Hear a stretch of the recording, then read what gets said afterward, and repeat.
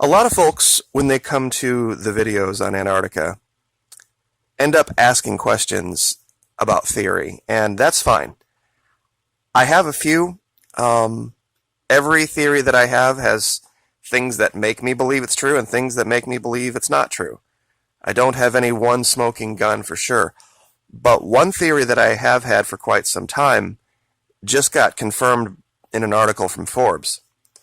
Now, this is, of course, the topographical survey Great Britain did and they put out.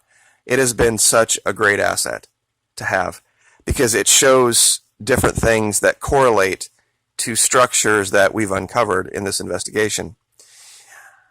One thing I want to focus on today is this area here that I call 12 o'clock, where the tip of Antarctica meets Argentina and Chile right here. As you can see, there is a, let me see if I can pull up a different map here, hold on.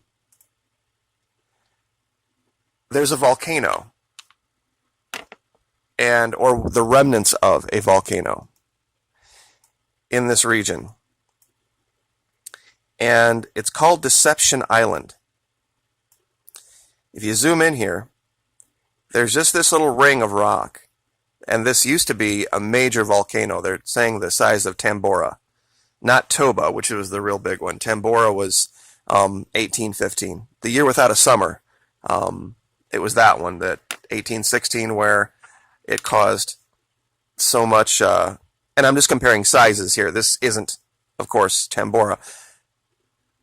It's that big. It's being reported now that 3,980 years ago, there was an eruption here on the scale of Tambora. It would explain so much about what we see in Antarctica. First of all, it would, of course, caused the cooling in the southern hemisphere that would have allowed for this quick of a freeze over. It also might have been the event that caused the separation of South America from Antarctica. Now, anyone who's ever dealt with dam building or has ever constructed, a crude dam of their own knows that all you need is one little leak in an earthen dam, and once the water starts flowing through it, it becomes this thing that feeds on itself, and it gets bigger and bigger and bigger, and it's impossible to stop, and eventually it just becomes this tidal wave. And it looks like, from the survey of the ocean bottom here, that that's exactly what happened. If there was an explosion here around that time, and it caused some kind of a geological fault to drop, like happened in Japan, where the level of the earth literally just collapsed. If it caused one little flow of water, it would have created a torrent in no time that would have explained all of this land being pushed up and creating this ring of islands over here. Because that's what it literally looks like. Some giant force just scooped up parts of the ocean floor and left them, exposed. And when you follow where that wave would have went over here, you can see here in the southern part of Africa this large area that was just devoid of vegetation, of any kind of vegetation, and where it would have raced up, it pushed up land here, came up through, poured over the side, and then came back down. There would have been a wave that went around through here. And down here in Antarctica, the water levels would have dropped catastrophically on this side initially, but there would have been a huge amount of water coming around this side, which, when we look at this topographical survey, what do we see? We see this giant channel right here. What looks like an enormous amount of water all at once just cut right in here. So I think this article from Forbes is confirmed. Mystery of largest eruption to rock Antarctica, 12,000 years finally solved. And they place this at 3,980 years ago.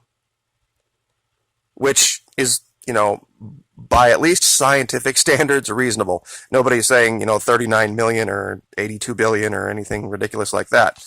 They're talking about times when, we can confirm that people were at least writing books. But something else I found while doing this investigation, and this is Google Earth Pro. This is, of course, your desktop version that you have to download. What we're looking at here is that same region that we were studying yesterday. This is that large cable line. This is that large collapse field here. There's even a much larger heart-shaped one here, right by that where that cable ends. So it makes me wonder if this would have been the heat source. Now, I want to show you guys something inside this triangle. And the reason I've put it here is because there's something that occurred in 2015, 2016. And I don't know whether it's something that's coming up from below or whether it's something that arrived from above. Now, do you see all of these? I'll zoom in here to show you. These dark shaded areas, they're all over. Here's one. Here's one. They go all the way out to the coast. And I'm going to look at these in more detail later, but I wanted to get this video up first just to have reference of what we were talking about. Here's one. Now we're going to go back here to the beginning, and let me show you what happens. This is December 2016. They aren't there in December of 2015. Nor are they there in 14 or 13. Something happened in 2016. And all of a sudden in this triangle, there is massive charcoal colored scarring of some kind. Now, I haven't been able to uncover enough detail yet, but it looks to me like scorch marks. It looks like something is burning. So it has the hallmarks of perhaps a meteorite and the shape of the field. Looks like it came in from our camera perspective. Let me see if I can get this back. And impacted and maybe exploded in the atmosphere and then rained down over this field here.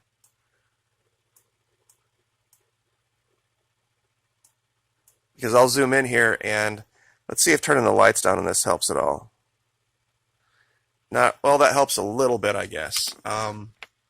You also have a feature here where you can show the area that you're looking at in dusk, in twilight. Sometimes it helps with the contrast. But as you can see, this dark area here, we're going to go ahead and back this up to 15 and you'll see it disappear. Yep, of course, I knew that was going to happen. Sometimes it works, sometimes it doesn't. Anyway, there's 15 and there's 16. I know this is really hard to get to reveal. Let's see if I can turn the lights down on the camera itself.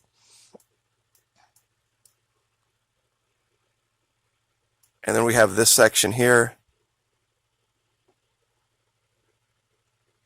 There we go. It takes a second to catch up sometimes. All right, so that's 16. There's 15. So whatever happened in 16. Now I know a lot of you are asking, what about 17? For some reason, there is no imagery from 17. I've looked every angle all over the place. And for some reason, there is no imagery from 2017 down here.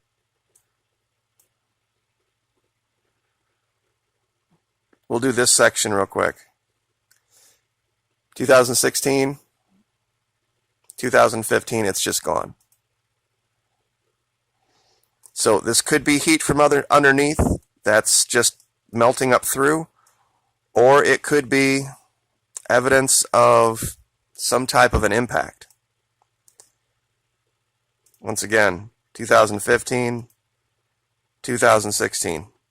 Now here, it's kind of strange. We see some tooth marks. I mean, for lack of a better term, serrations whatever this is here is not natural.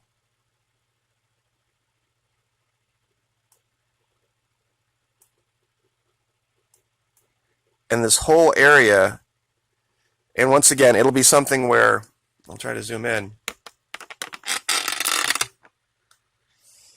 This area here is very triangular, very not natural in shape.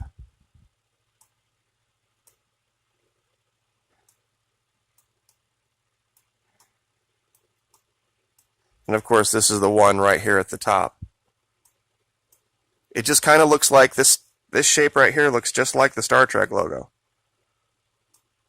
It almost does. It really does. It could be a ship underneath that is just working its way up through using some kind of, maybe they have a radioactive nuclear-based propulsion system that just creates heat on its own, and when it activates, it just takes a while to melt through the ice. That's just a theory. You know, a lot of this is just theory. You look at this, finding the evidence is one thing. Finding out what the evidence means, that's a whole nother. And I'll zoom out here real quick and do one more. There, got the lights turned down. 15, all of those things disappear. And they only appear in 16. So it is hard to say what that is. I'm going to do a lot more investigation into it and look more into that issue with Deception Island. But this area here has a lot going on. This would have been an area that would have been devastated when that happened, when that volcano let loose. And just for reference, this little ring, Deception Island is really easy to find up here at the tip. It looks just like the ones we see in Indonesia. Clearly a caldera. And if that would have exploded, that could have been the event. And like I said, I know this is a huge gap right here compared to the size of that little island, but anybody who's done this with earthen dams as a kid or ever watched a dam collapse knows all you need is a little bit.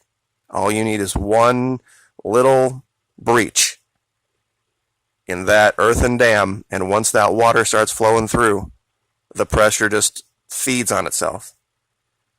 And as it gets bigger and bigger and bigger, this could explain so much. This one little eruption about weather patterns, about currents, what happened down here in Antarctica.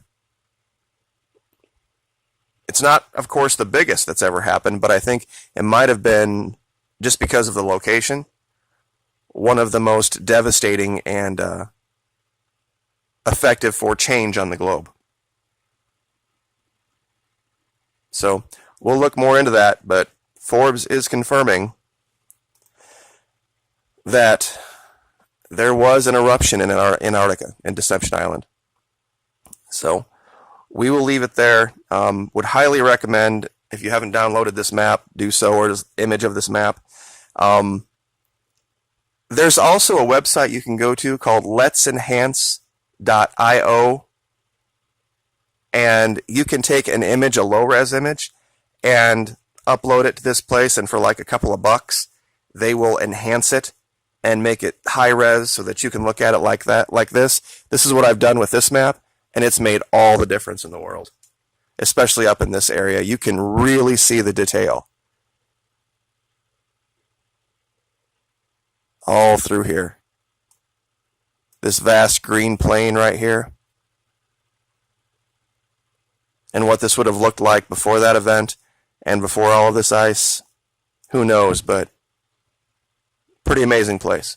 So we will leave it there. Thank you so much for all the support. I appreciate it. We're going to continue the investigation. Like, share, subscribe, and we will see you next time. Thank you.